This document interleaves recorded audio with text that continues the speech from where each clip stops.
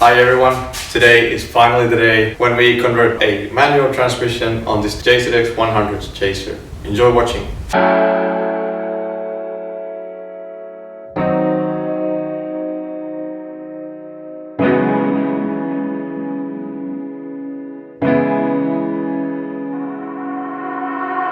So, for the context, this is my JZX100 Chaser Tour S model, which is a non-turbo 2.5 liter 1JZ with automatic transmission. Not many modifications. Hublinea 18-inch wheels, chain flexed the coilovers, origin lab body kit. That's pretty much it. So the plan is to swap the transmission to a manual one and make this my daily/drift car. Now I have this much experience on drifting. I've only drifted in snow, and from what I've heard, it's pretty different. So I'm happy to receive any advice. Thank you. And I must say, this is not the first time this car has a manual transmission. I had it installed before, but since this was my daily driver, I got really tired of the manual transmission. I really like the automatic transmission, but now that I have another daily, I can put the manual transmission in there. So I'll jack the car up and let's get to work. But before that, we have to remove the body kit.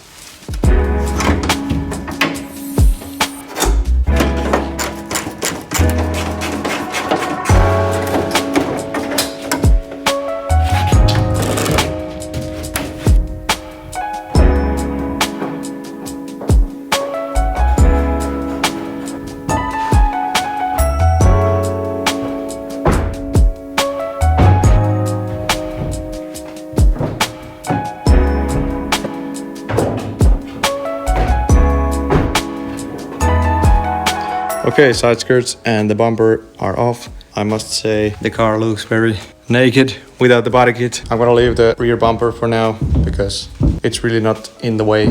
So, some of the parts in here. Here's the transmission.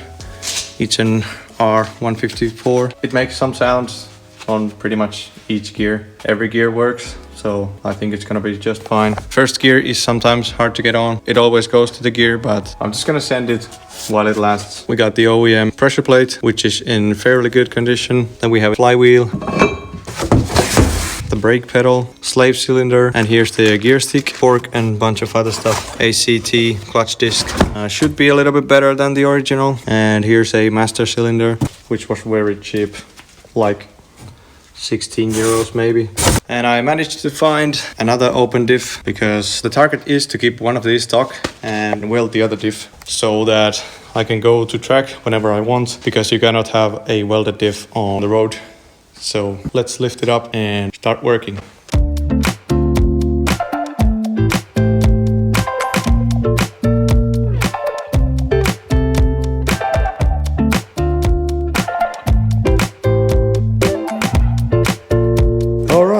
The car is up in the air. There's always a lot of work. I really wish we had a lift or something. Okay, first of all, I'm going to drain the transmission fluid from these lines.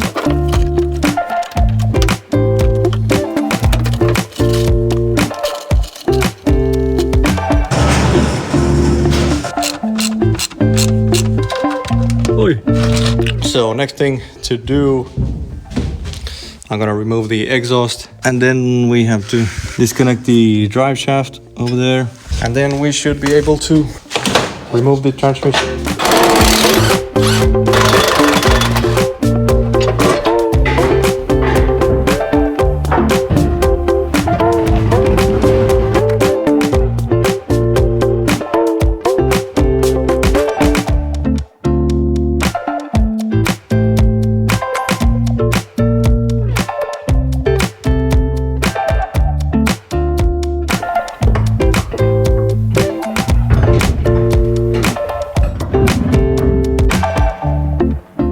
Just in case, I marked the corner which connects to the differential. I've had problems with the prop shaft before. Sometimes it would vibrate when I'm driving. It's important to have it in the same position as before. And I wasn't planning on making this a how-to video, but it can be a how-to video if you want. Okay, next thing is a little bit annoying, but nothing serious. We need to remove this bolt and those 3 bolts that separates the header and the exhaust.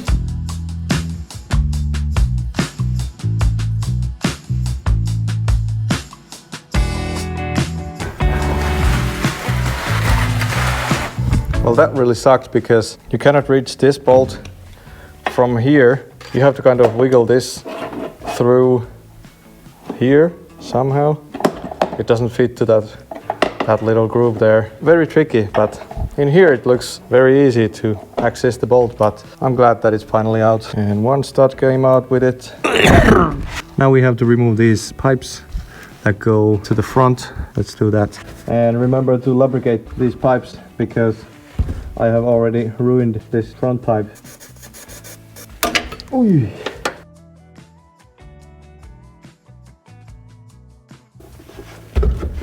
Here we go. Here's the front pipe. This should be a pipe to the end, but in my car this is replaced with a hose. Now the interesting part is how are we getting these out, because it goes all the way next to the engine, so it may be difficult.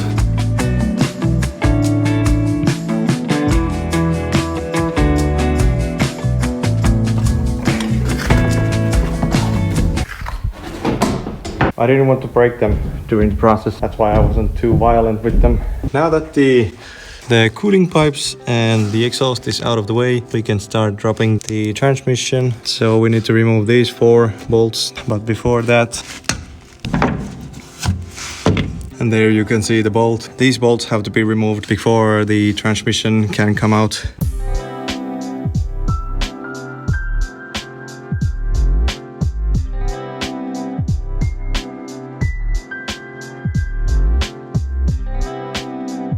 Before removing the transmission, we still have to disconnect the shifter linkage and also remove every single connector that goes to the transmission. There's 2 connectors here and there's another one here in the front. On the other side, we have one bigger connector. So all those have to come out. But the shifter is probably the easiest. This one pin holding it and it comes off.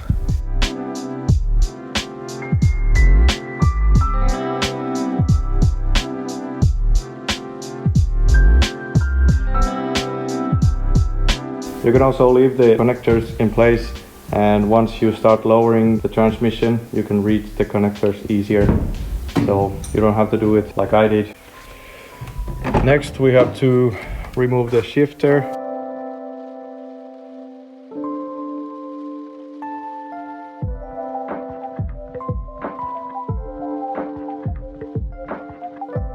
Okay, that's all the parts cleared out of the way. Now it's simply 4 screws.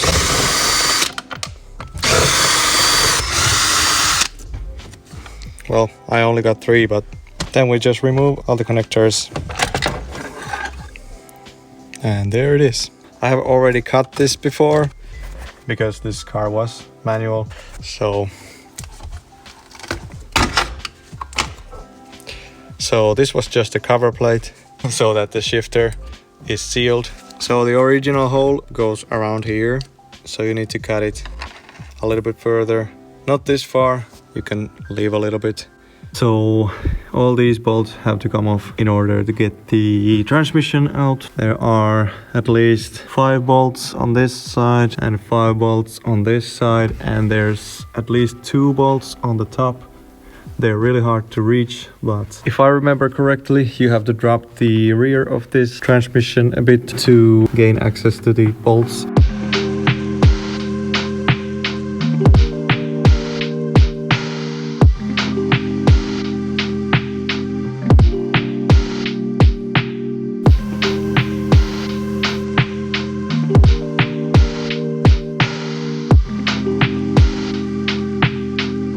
We still have to remove the transmission dipstick. It's really not a complicated job to do. There's just 1 bolt holding it in the intake manifold and it should come off just like that. Alright, let's drop the transmission.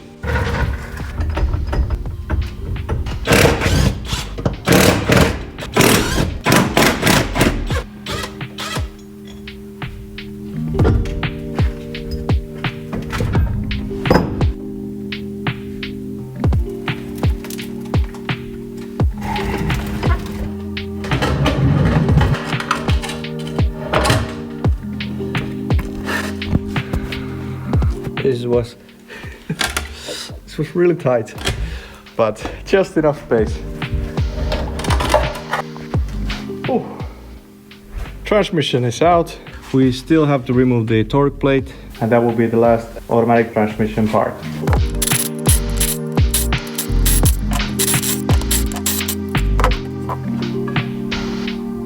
Okay, everything's now out of the way. Now we need a bearing, which is needed to the manual transmission. As you can see here, on last time I replaced this oil seal. Here we have our new bearing. Make sure to clean where the bearing goes.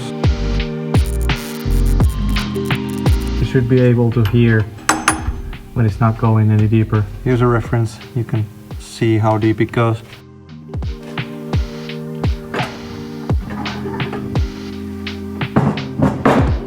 Now the bearing has been making some sound, so I thought maybe I should replace it.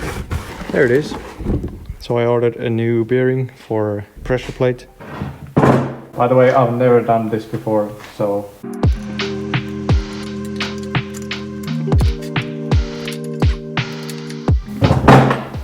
There we go. There's a locking pin here too.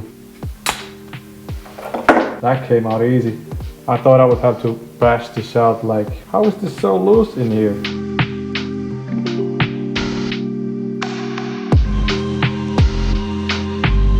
So this is a little bit like spring-loaded from bottom. You have to get the locking pin into the groove before you can start pushing it down.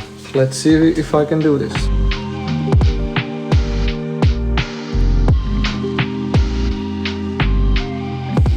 There we go.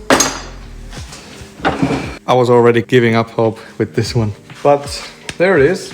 Next thing is attaching the bearing to pressure plate. You have to put something under that. That's good. And then we put the nylon ring and the wave ring, and then somehow the locking ring. I'm pretty sure this will be easier, but we'll see.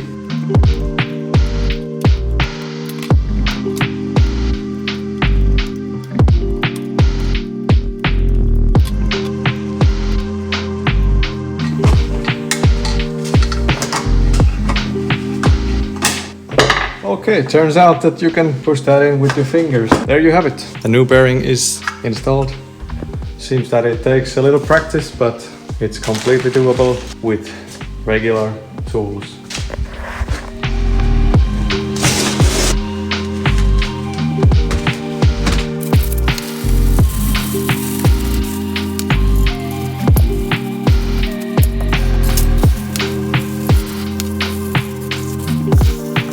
Alright, next we have the flywheel, and for this job you will need this type of 14mm socket because the bolts are like this. A regular socket won't fit to them. If you're using OEM bolts, they come with that thread lock. So for the first round you want to turn them in a cross pattern. First round is 36 foot-pounds. And second round is 90 degrees.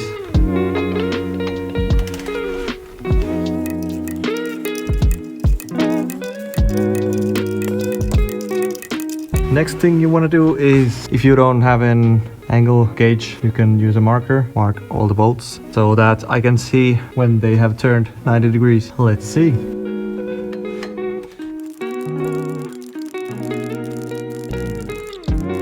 That's about it. Alright, so now we got the flywheel into place, and now comes the easiest part, which is the wiring. And here I have this very awesome photo saved. It's really just a few pins that you have to connect. 6 and 9, you have to bridge them together so that you have neutral start. You need second gear to the reverse switch so that you have power on second gear. And second pin goes to the reverse switch. And you have to have the second gear because otherwise your VVTi won't work, so there's not much power. So that's important. Yeah, let's go and make the conversion. As you can see, I've been here before. Now that our gearbox is out of the way, it's easier to work on these wires. So what we will do, these are not the most professional connectors, but they work. So we bridge these two together. So these two are red and white.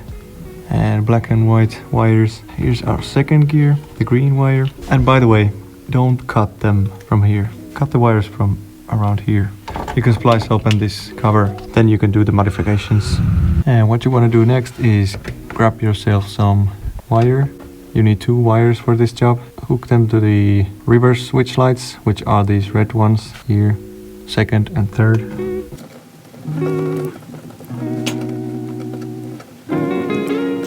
And after that, take your second gear wire, which is the green one, and hook it with the red and blue wire. It is the third wire.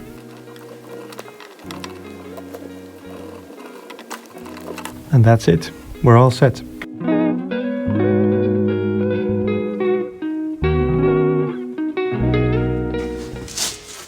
Here is our new clutch disc.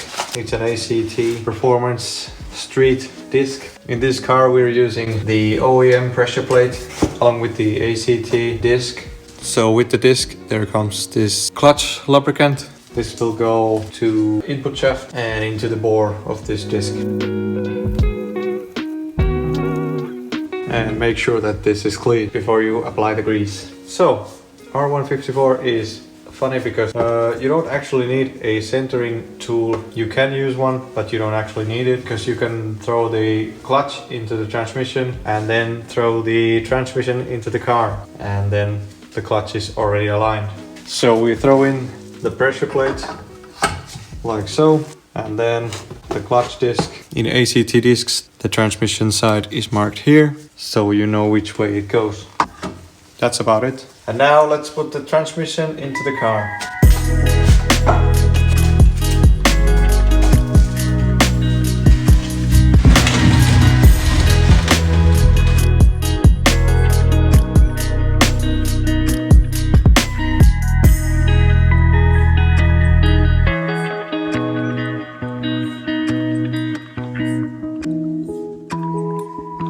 So, according to the camera, it took me about 17 minutes, but it's in there. Drop some oil in there. One thing that you should do before installing the transmission is to jack up the front of the engine so that you will tilt the engine towards the transmission. Now we just need a few attachment bolts and then we can move away the floor jack.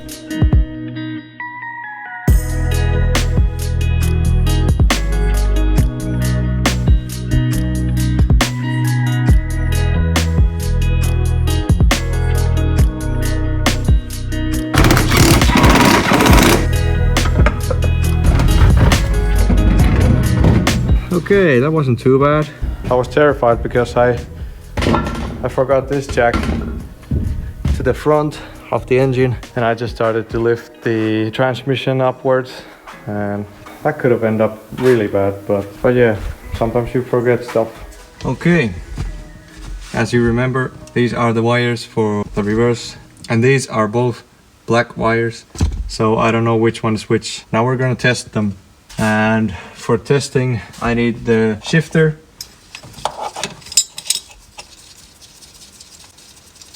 All right, the shifter is now linked.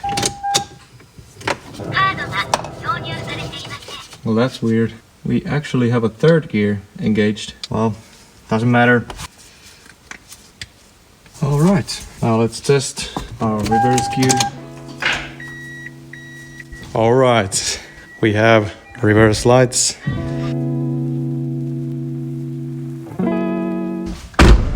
Alright guys, I think that's enough for today. We got a lot of things done with the Chaser today. I'm so happy that the transmission is already in there and now it's just making the clutch lines, master and slave cylinder, and when those are done, we need to modify this prop shaft. I managed to find a prop shaft so that I can keep one just in case, or if I broke one, then I will still have one spare. Next time I'll show you how we mount the pressure plate. If you remember, it's still not screwed to the flywheel. And then we have the brake pedal and the clutch fork. So more about those on the next episode. Thanks for watching and I'll see you in the next one. Bye.